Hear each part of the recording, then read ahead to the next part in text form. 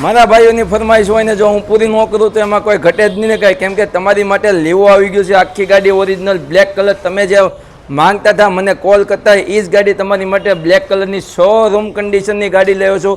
2016નું model છે, first ઓનરની ગાડી છે, એન્જિન કંપની ફિટિંગ છે, બંને ટાયરો કમ્પ્લીટ છે, સાઈડના કાન પણ આનો નાખેલો નથી કે એવું, આ પણ કંપનીનું છે.